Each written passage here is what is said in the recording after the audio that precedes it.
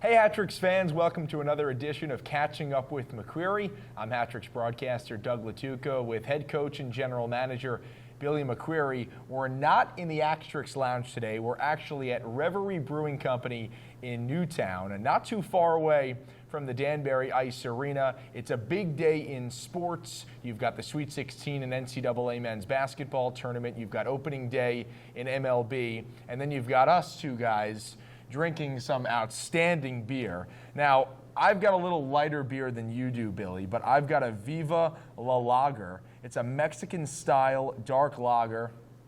Reverie Brewing Company, they pack it right over there, right behind the camera. They're doing it in this facility, and this one's pretty smooth, pretty light, not too bad, and Reverie actually sells the beers in the Danbury Arena. So when you're at a Hat-Tricks game or any event at the Danbury Arena, you can purchase a Reverie beer. Billy, what are you drinking? I've got the New England IPA, the Tricera hops. And I got to say, I like the illustration on the can as well. That would go over really well with Isla. Yes, I think Isla would love that. I want to hop into a little Isla birthday talk, but for some of the fans who follow the Hat-Tricks pretty well, you might understand the joke that Jared Yao has indeed been working on his hands all season long. If you've seen our commercial that we shot a little bit earlier in the year, Yao was here, and him and Zach Pamelaine were having some fun. And I think Yao has played pretty well this season and produced some offense and defense, of course, as he always does, and steady guy back there. Hat-Tricks hoping to get him back as well. Now, Billy, you've had a fun week, I think, right? Isla's birthday this week, the players getting involved, and you guys having a celebration for her, and also Connor Woolley at his birthday, so a joint party. Yeah, a little joint birthday party there. It was a fun day, and this part of the season can be a little bit of a grind. So just to kind of get away from that grind and enjoy just the company of each other, and Isla's birthday was a blast. Well, you guys had some pizza, you had some fun, players were making jokes, laughing, a little bit singing as well, I heard in there as well. Don't think you guys were drinking any beers, but if I had to say, since we're at a brewery, what is your favorite kind of beer? I would say my favorite beer is probably Molson Canadian. Okay. Yeah. All right, solid. Look at that, a little Canadian beer. That's always a unique decision, not from a hockey guy specifically, but I had a couple friends in college from the Buffalo area. They were interested in those Canadian beers as well. Yeah. I know you're not typically a beer guy, you're more a whiskey guy when you are going to drink, and we're hoping that you drink a lot of that, celebrating as the season goes on and as we get into the playoffs. Just the temperature on where you are personally and how the team is rolling into the final 5 or so games of the season. Well, I think we're feeling really good about our game. It's a confident group in there, and went on the road last week. And games now at this time of the season, they're always tough to come out with the points that you want to come out with. So to go down there on the road and grind away, 5 out of 6 points was great. And I think we're really confident and just got to continue to grow. Yeah, we were kind of down in Wytheville, working around a brand new team, a brand new facility, something that nobody had seen besides the teams that had played them prior. First trip down to Wytheville, a long trip on the way down, felt a little bit quicker on the way up. You guys come away with 5 of 6 points against a Blue Ridge team that had been struggling, is probably out of a playoff spot. What did you like from your team, specifically in Game 2? Because it did feel like there was a shift starting in that third period of Game 1 and then moving into Game 2. Yeah, we started to find our legs Game 3. I thought we controlled the play for the most part all weekend, but the first 2 periods of that Friday game, we just weren't crisp, and we weren't as quick in transition as we usually are. But we got there in the third period and ultimately won it in overtime, so that was great. And then that really just kind of carried into Saturday. But I give Wytheville credit. I mean, they got a really unique barn down there. What an awesome setup. Good people running a good organization, and their coach does a really good job. runs a pretty defensive style system, and they've got good goaltenders. So to go down there and have the success that we did, scoring wise, was good to see. And it took us some time to get there, but ultimately we solved it. I mean, you touched on the type of people and the fans in Wytheville. Very nice group of fans. A bunch of them actually came up to me. You might have heard their voices over the broadcast, offering to get me a drink, some food at the intermission. So a great group, and we wish them the best of luck moving forward. Year one, you can really only go up from there, as they're doing some arena renovations, and they've got a great fan base, and they can only go up from there. Your team comes back. You guys have a full week of practice. You're back at it tomorrow night for one game. What was practice like this week? You've probably got one of the larger rosters in the FPHL right now, because you've got the college guys coming in. You've got some guys who have been sticking around, helping out in the office with me, who hop on. How has it been at practice, energy-wise and chemistry-wise? I mean, it's been great. The compete level has been through the roof. Coach Voidy and I were just talking about that yesterday, how high our compete level is during practice, and when you're skating for 45 to 55 minutes, you try to keep it short because it is such a long season. You got to manage these guys' energy levels, so it's imperative that they're out there working as hard as they can against each other and pushing each other to get better. So it's been a great week of practice, and we're really excited to see it come to fruition tomorrow night. Mention the roster, big numbers there. You've got players returning from the injured list. It's decision time, I think, for you, right, in terms of making the lines. We've touched on it really all season from the beginning. Now it seems like the adding is slowing down, but the decision-making on who is in and who is out of that lineup for the particular night starts to ramp up for you. The decision-making, now that everyone's coming back, what's that process like, and how do you balance saying yes to someone, no to somebody, balancing fatigue and rust for some of these players who have played all season but might just not have a spot right now? Yeah, it's probably the hardest part about my job, but I really enjoy it, and the reason I'm able to enjoy it is because of the guys that you have in the room. And there's some guys in there that have played 45 games, and now that we're down to the last 5 games or so, they might only see 2 or 3. So it's tough to manage, but you got to give credit to the players that really just buy into being selfless and playing for each other and waiting for their opportunity. So it's a mindset that we've instilled here, or tried to instill from day one. It's a mindset that you have to have if you want to be a champion, and that's kind of the expectation here every year. So it's been great working with the guys in the room who just completely buy into what we need to do to have the success that we expect. 5 games remaining, just one this weekend. It's at home against Watertown. That's a bit unique for you guys. You've played a lot of 3-3s, or at least 2 games in a weekend. You have just the one on Friday and then the rest of the weekend off. Does that help you guys focus on the task at hand? Just one game, give it your all, and then you've got the rest of the weekend to yourself? Or are you just keeping the same mindset that you have all season? Is there any difference when there's only one game? Well, I think the real consistency to that is a Friday night hockey game, right? So, our process doesn't really have to change throughout the week. It's not like our one game is on a Saturday and Friday is a much different day for us. So, yeah, we just focus on going about our process throughout the week like we would do any other week. Show up to Friday's game ready to compete, ready to battle. Ready to make Danbury Arena a very uncomfortable place to play, and then hopefully you take care of the 3 points at hand, and the guys get a day off on Saturday, get to have a little bit of fun. You guys have won 5 in a row, playing some of the best hockey that we've seen all season long in terms of streaks and putting up points in the most crucial time of the year, trying to catch Motor City for second place and home ice advantage in a round 1 matchup with the Rockers. Other than compete level, what's a specific part of the game that you have liked during this 5-game win streak from your group?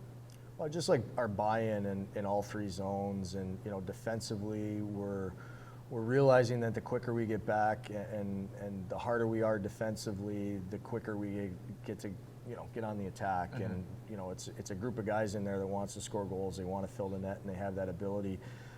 But we got to put the work in the D zone first, and and then in the neutral zone, the guys again, they've been great at developing their game and getting better all year in attacking in transition and being a fast team. And when we're at our best, we're really good through the neutral zone. We're simple. We get pucks in deep, and then we allow our forwards and our 5-man unit to get to work in the offensive zone. And again, I think it's been just a complete buy-in in all 3 zones here the last, I would say, month and a half. And if we can commit to keeping teams at 2 goals or less, we're going to have a really good chance to win a lot of hockey games here down the stretch.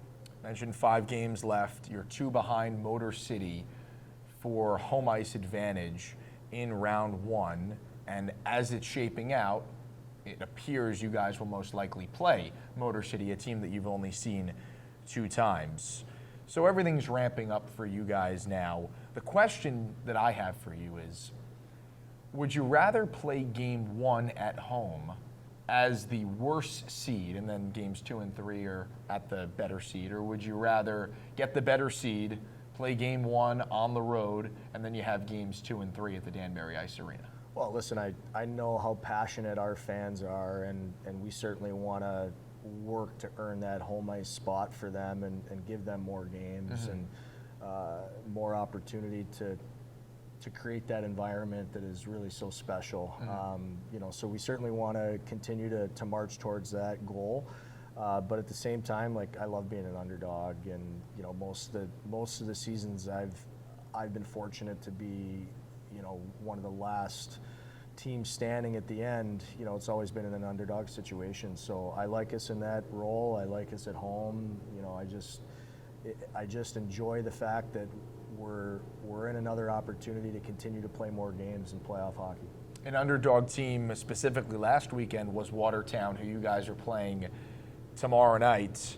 They took down Binghamton in 2 straight games. They've won 2 in a row. They are right on the tails of Elmira for the 4th and final playoff spot. And at this time, playoff talk is very, very common. Teams are vying for positioning. So it makes sense that each of these games are going to be more significant than the last. And for them, it's do or die. They need at least a point, 2 or 3 from you guys. So do you need to remind your group at all that they are actually fighting for their playoff lives and that they need it? Or is it understood from the players in the locker room that they're hungry, but we're just as hungry to do our job? Yeah, it's 2 teams that have a lot to prove, down the stretch here. So I think we understand the task at hand. We've been in a situation all year where we haven't had an easy schedule. If you compare schedules around the league, I think we have 26 games against the top 5 teams in the league. If you look at a Motor City, for example, I think they only play 12 games against the top 5 teams in the league. So for us, the blessing there is this is nothing new for us. This is something that we're thrown into every week, almost every game. So, the boys are battle tested, and they don't really have to change their mindset. We know we need to take care of the points. Watertown also has to take care of their points, but we've been in that situation all year.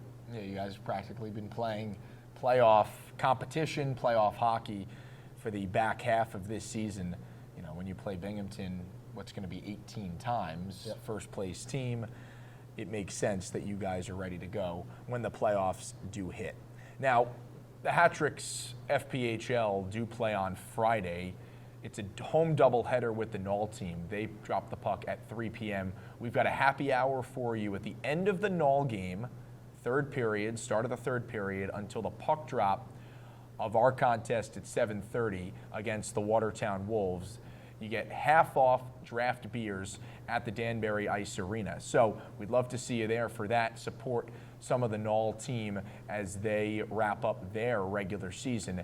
And for the NAHL, they've got a big night on Saturday. They've got Trashers Night, where the Fed team is off completely. The only game at the Danbury Ice Arena is the NAHL group.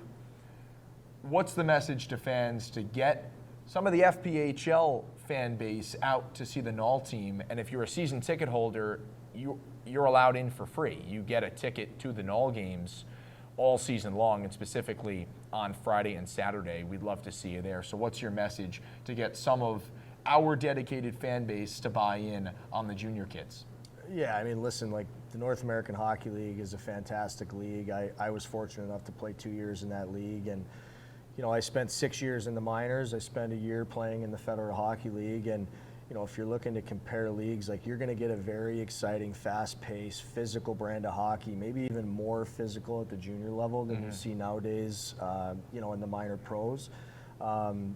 We kind of always joke amongst the coaching staff for both the teams that we've never had a line brawl in the Federal Hockey League. You look around the Federal League and you look at you got coaches fighting players some years. You got just absolutely bench clearing brawls. Yep. It can be a bit of a gong show out there at times. And the North American Hockey League, like that's the only situation we've ever been in as an organization where there's been an actual line brawl. And sometimes the passion of those younger kids just comes out in a different way, where professionals have obviously been in situations before. They understand how to control themselves in those situations, how to handle themselves in those situations. And I remember being a junior player playing in the North American Hockey League, and doing some things that 4 or 5 years later I'm probably not doing again, right? But it creates an exciting environment for the fans. It's going to be fast. It's going to be physical. It's going to be a great hockey game.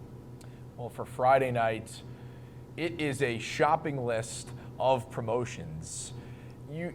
Any of our fans can probably find a way to link themselves to one of the promotions that's happening on Friday night. And one of the biggest ones is the New Haven Nighthawks night. Hat-tricks are wearing Nighthawks-inspired orange jerseys with the Nighthawks logo on it. Those are up for auction right now on Dash. For the Trashers night on Saturday with the NAHL team, those are also up on Dash, so you can place your bids now.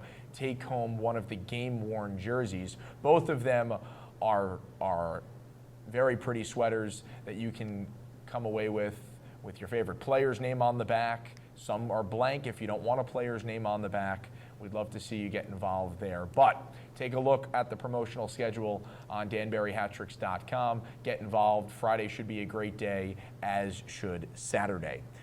We keep touching on playoffs. This will probably be either our second to last or last catching up with McCreary before the playoffs, or close to it, one of our final coaches shows before we start the playoffs. So what would your message be to the fans in terms of grabbing your playoff ticket packages, being in the arena, locking yourself in for what could be another long playoff run?